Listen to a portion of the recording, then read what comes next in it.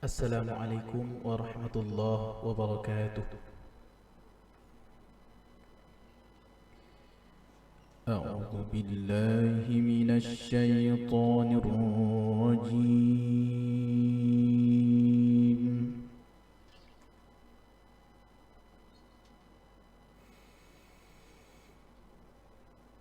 بسم الله الرحمن الرحيم.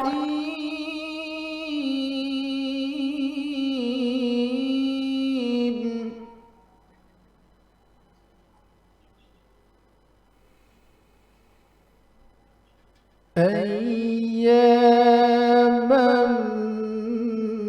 معدودات.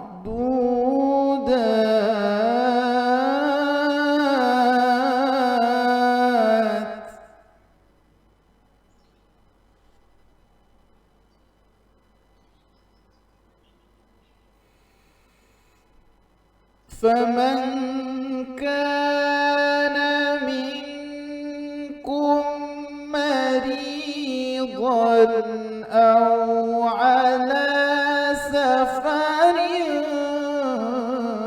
فعدة من أيام أخر.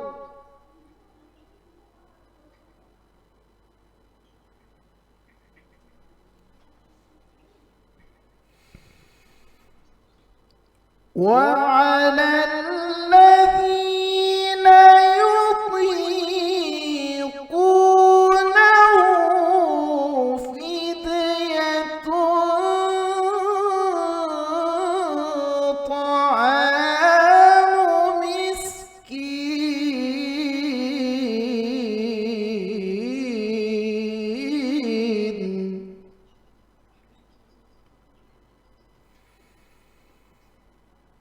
فمن تطوع خيرا فهو خير له.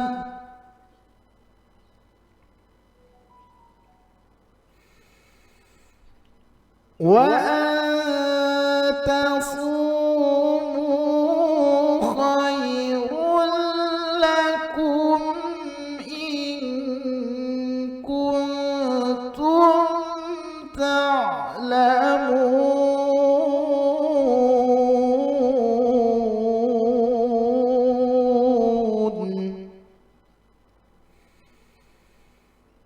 وأن تصوموا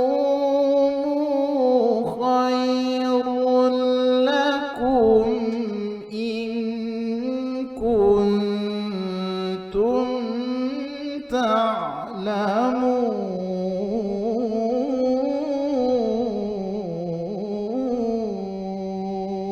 تعلمون. صدق الله العظيم.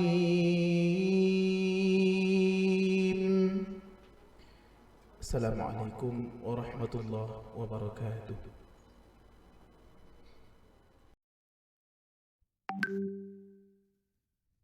Assalamualaikum warahmatullahi wabarakatuh.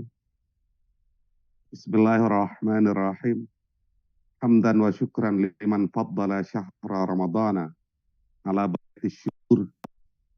Salatan wa salaman ala sayyidina Muhammadin sahibil mafakhiri wa dzikril masyhur wa ala alihi wa ashabihi awlat taufiqi wal hidayati minal azizil ghaffur wa ala tabi'ina wa tabi'it tabi'ina lahum bi ihsanin ila yaumil hasyri wan nusyur.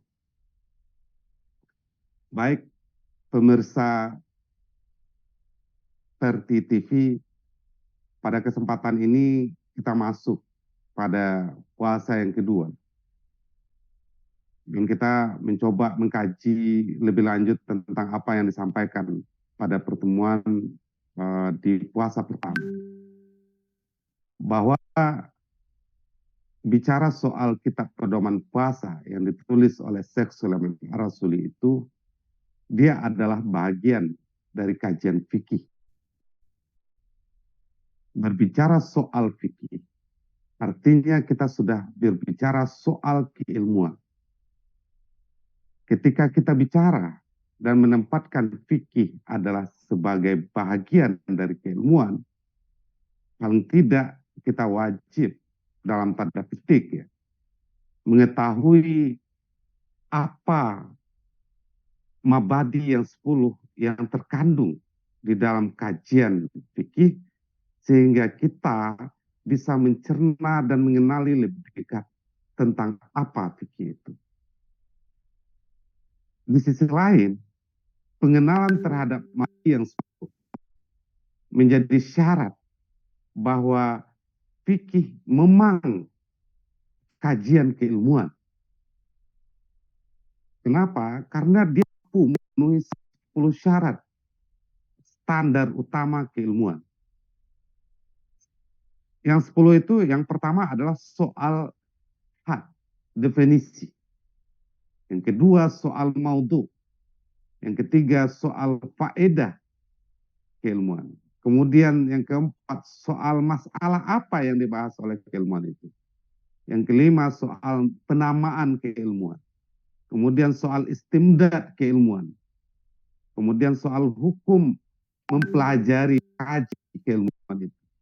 Dan selanjutnya adalah soal penisbahan keilmuan dan keutamaan keilmuan. Serta yang terakhir adalah siapa yang menjadi audit atau founding father keilmuan itu. Maka dalam konteks ini, bicara soal fikih, maka yang pertama kita kaji adalah soal definisi fikih. Fikih adalah ilmu, al-ilmu bil ahkami asyariyati al-amaliyati al-muktasabu min adillatiha tafsiliyah. Fikih itu adalah ilmu mengetahui ma'rifah dengan hukum-hukum syariat yang sifatnya amaliyah. Lagi, ilmu itu disifati dengan ijtihad al-muktasab min adillatiha, dari dalil-dalilnya hukum at-tafsiliyah, dalil yang tafsiliyah. Jadi fikih itu adalah mengenal hukum-hukum syariat yang sifatnya amaliyah dan metode keilmuannya hasil ijtihad terhadap dalil-dalil fikih yang tafsili. Ketika ada dalil yang ijmali, maka dia tidak masuk ke dalam konteks kajian syariat yang amaliyah. Maka dalam konteks yang seperti ini, jelas bicara soal fikih, kita tidak bisa terlepas dari soal khilafiyah. Kenapa? Karena soal fikih adalah soal ijtihad. Apakah setiap orang boleh berijtihad? Ya enggak, tidak boleh. Makanya dalam kajian usul fikih ada standar seorang mujtahid.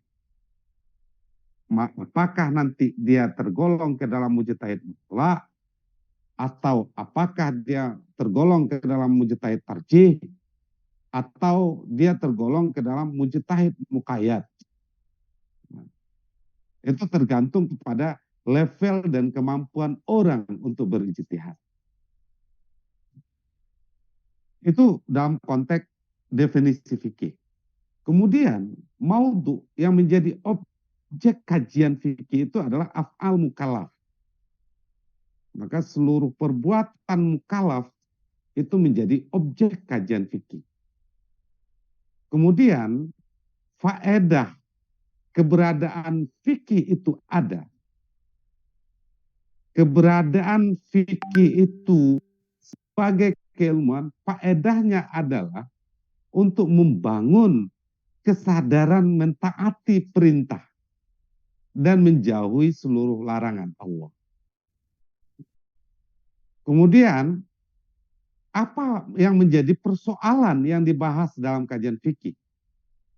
Kajian yang dibahas dalam fikih itu adalah segala bentuk qadiyah-qadiyah, informasi-informasi hukum yang disebutkan di dalam kitab fikih itu.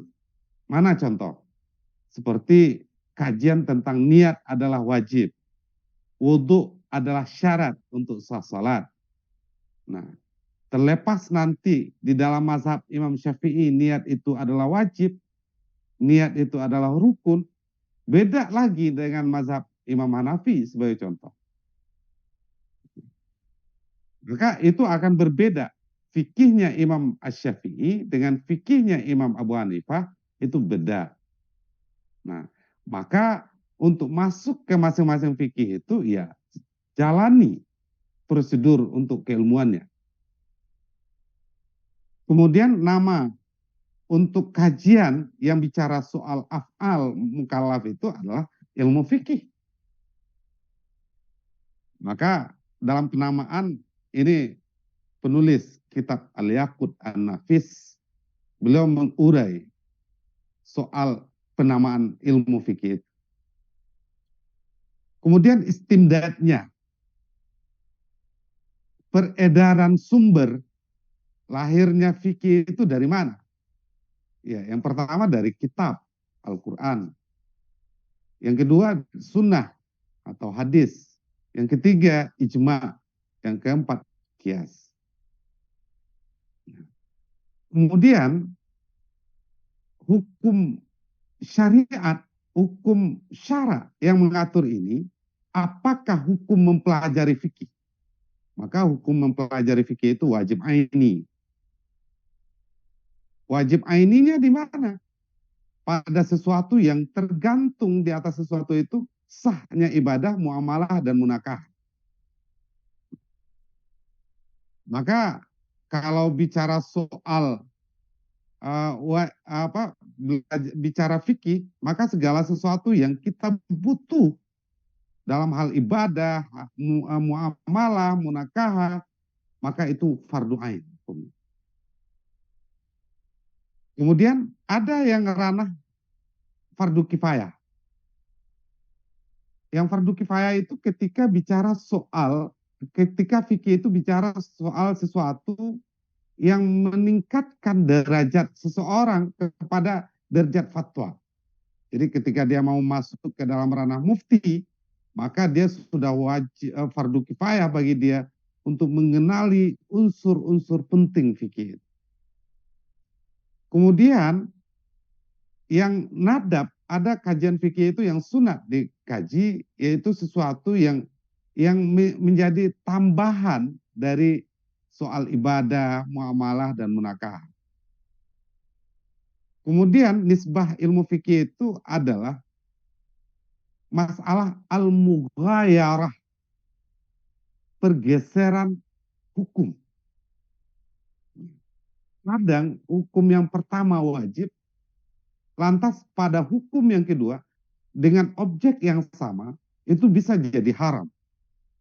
Contoh, hukum memakan bangkai itu hukum asalnya adalah haram. Dalam momentum darurat yang nggak ada pilihan lain lagi, andai kata nggak dimakan bangkai itu bisa menyebabkan kita mati, maka bergeser hukum dari haram jadi ubah. Sekadar menguatkan untuk hidup dan beribadah. Maka dalam konteks yang seperti itu membutuhkan ilmu lain untuk mendudukkan konsep fikih. Kemudian